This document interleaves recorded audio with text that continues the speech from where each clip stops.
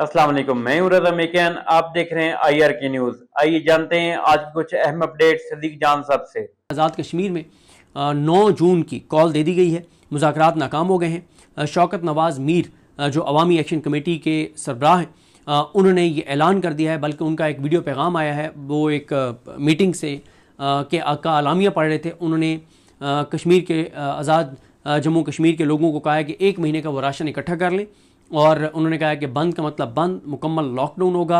और उन्होंने ये धमकी भी लगाई है कि अगर कोई कार्रवाइयाँ शुरू की गई तो उसके नताइज की ज़िम्मेदार फिर मौजूदा निज़ाम होगा, बहुत सख्त। उन्होंने कहा कि लोग रिएक्ट करेंगे।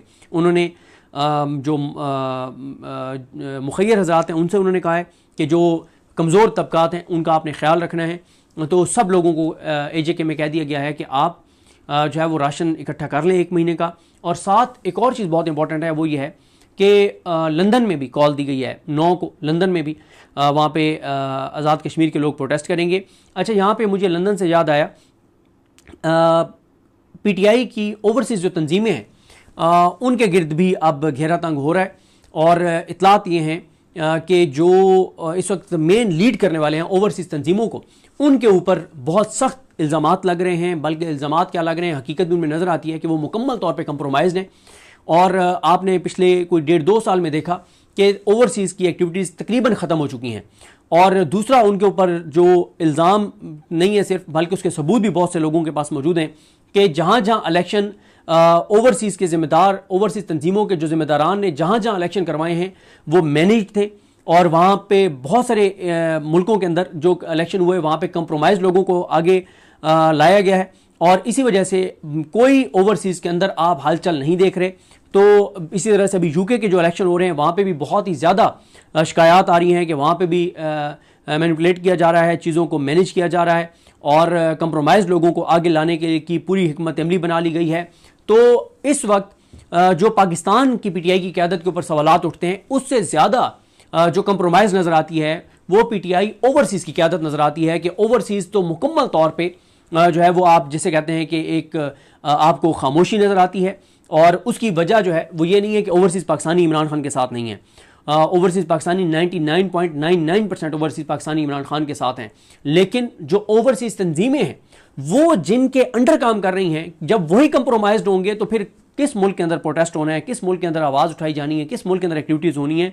तो इस वक्त इत्तला यह है कि अब लोग बोलना शुरू करेंगे, आवाज़ उठाना शुरू करेंगे, और बताना शुरू करेंगे कि किस तरह से जो ओवरसीज़ तंजीमों को देख रहे हैं वो किस तरह से ख़ुद कंप्रोमाइज़्ड हैं, और वो हर मुल्क के अंदर कंप्रोमाइज़ लोगों को आगे ला रहे हैं, जनरल लोगों को आगे नहीं आने दिया जा रहा, और इलेक्शन को रिग्ड किया जा रहा है। सिकंदर सुल्तान राजा ने जिस तरह से इलेक्शन करवाए उसी तरह के इलेक्शन, और वो एक टेक्निकल गुफ्तगू है, किसी वीडियो में आपको बताऊँगा कि किस तरह से उनके पास, क्योंकि एक्सेस होती है, उनको पता होता है कि कितने वोटर बन गए हैं, वोटर कैसे बनाए जा रहे हैं।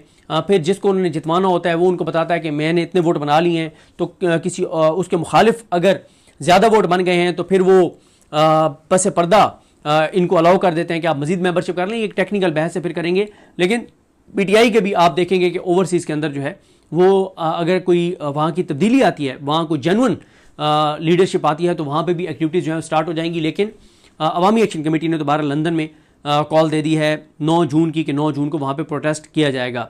इसके अलावा जी GB पे मैं सिर्फ आपको कुछ चीज़ें ये अर्ज़ कर दूँ कि GB के अंदर तहरीक इंसाफ की क़यादत भरपूर अंदाज से जारी है। और आज सलमान अकरम राजा साहब ने कुछ अपने अरकान असम्बली के साथ जाना था। अभी लेटेस्ट तो इतला नहीं है कि वो कहाँ पे पहुँचे, क्योंकि कुछ शिकायत भी आ रही हैं कि नारान के मकाम के ऊपर KP पुलिस ने रास्ता जो है वो बंद किया हुआ है। और उसके ऊपर मैं अभी कोशिश कर रहा था, अभी मैं नेक्स्ट वीडियो में आपको अपडेट करूंगा कि बताया जा रहा है कि शायद आगे लैंडस्लाइडिंग हुई है। लेकिन GB की जो PTI की क़यादत है उनका ये कहना है कि कोई लैंडस्लाइडिंग नहीं है।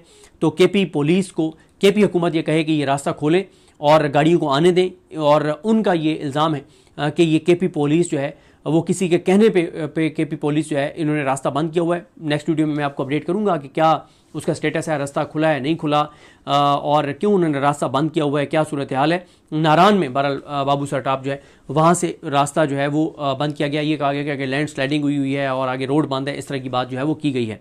तो अब ये हकीकत है नहीं है, बहरहाल इसको नेक्स्ट वीडियो में मज़ीद इसके ऊपर बात करेंगे। बाकी अलीमा खानम साहिबा का ट्वीट आया है, ये जो खबरें चल रही थी कि साबिक आर्मी चीफ से मुलाकात हुई है, मैंने उस पर बड़ी डिटेल में एक वीडियो की थी। एक मेहरबान है और वो अक्सर ये चीज़ें करते रहते हैं।